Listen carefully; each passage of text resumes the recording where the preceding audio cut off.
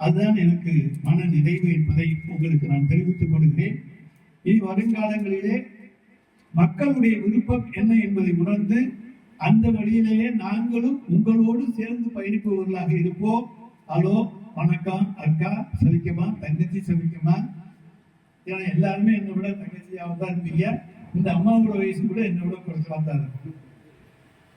எனவே உங்களை எல்லாம் தங்கச்சி சமைக்க மதிக்கமா, என்ன மேட்ச் காலைல பிள்ளைக்கு சாப்பாடு கொடுத்தியா, என்ன குழந்தை பாதி சாப்பிடுச்சா, அப்படி உங்களோடு பாசத்தோடு பழகி விட்டு சென்றால் அதுதான் சட்டமன்ற உறுப்பினருடைய பணியாக இப்பொழுது கருதக்கூடிய காலம் வந்திருக்கிறது. பிள்ளைய பள்ளிக்கூடத்துக்கு அனுப்பிச்சிங்களா, காலேஜுக்கு அனுப்பிச்சிங்களா, வேலைக்கு அனுப்பிச்சிங்களா, வேலை கிடைச்சிச்சா, இன்டர்வியூ வந்துச்சா, இப்படியெல்லாம் உங்கள்ட்ட கேட்டுக்கிட்டு போறதுதான் இனிமேல் இன்றைய உலகம். அந்த இன்றைய உலகத்துக்கு எங்களை நாங்கள் மாற்றிக்கொள்ளுகிறோம், உங்களோடு சேர்ந்து பயணிக்கிறோம். உங்களுக்கு என்ன என்பதை நாங்கள் அறிந்து கொண்டு விட்டோம். அதை நிச்சயமாக மறக்காமல் பின்பற்றி, ஏனென்றால் இந்த நாட்டிலேயே தமிழ்நாட்டுக்காக தமிழுக்காக உழைத்த ஒரு இணையற்ற ஒரு அரசியல் தலைவர் எங்களுடைய மு.க. ஸ்டாலின்.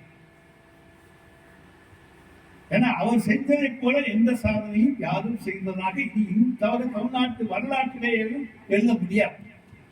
தலைவர் கலைஞர் ஒரு படி செய்திருந்தால் இன்றைக்கு ஒரு வேறு கோணத்திலே மக்களுக்காக செய்தவர் மு.க. ஸ்டாலின். ஏன்னா நீ நான் மு.க. ஸ்டாலின் சொல்ல வேண்டிய இன்னொருத்தர் தளபதிங்கிற முறையும் தெரிவித்தாங்க. அதனால நாங்க விட்டு கொடுக்கிறோம் எங்களுடைய தலைவர் மு.க. ஸ்டாலின். அதை எங்களுக்கு கொஞ்சம் மறுப்பில்லை. நீங்கள் யார் எந்த பேரை வேண்டுமானாலும் எடுத்துக் கொள்ளுங்கள், எதை வேண்டுமானாலும் எடுத்துக் கொள்ளுங்கள். மக்கள் இதயங்களிலே எதிர்காலத்திலே இருக்கக்கூடிய ஒரே தலைவராக, தமிழர் தலைவராக, தமிழ் மக்கள் போற்றக்கூடிய தலைவராக மு.க. ஸ்டாலின் இருப்பார். அது நிச்சயம். அவர்கள் செய்திருக்கிற சாதனைகளை நீங்கள் எல்லாம் இன்னும் 1 வருஷம் கழிச்சோ 2 வருஷம் கழிச்சோ வீட்டை படுத்து நிம்மதியா நினைச்சு பாருங்க. இவ்வளவு உழைச்சிருக்காங்களே, இவ்வளவு செஞ்சிருக்காங்களே, அப்படி என்றுதான் சொல்ல தோன்றுவே தவிர செய்யாமல் போய்விட்டானே என்று உங்களாலே சொல்ல முடியாது. அந்த அளவுக்கு சாதனைகளை செய்திருக்கிற அரசுதான் எங்களுடைய தலைவர் மு.க. ஸ்டாலின் அவர்களுடைய அரசு என்பதையும், அந்த அடிப்படையில் அன்றைக்கு நாங்கள் கொண்டு வந்த திட்டம் தான் இந்த திட்டம்.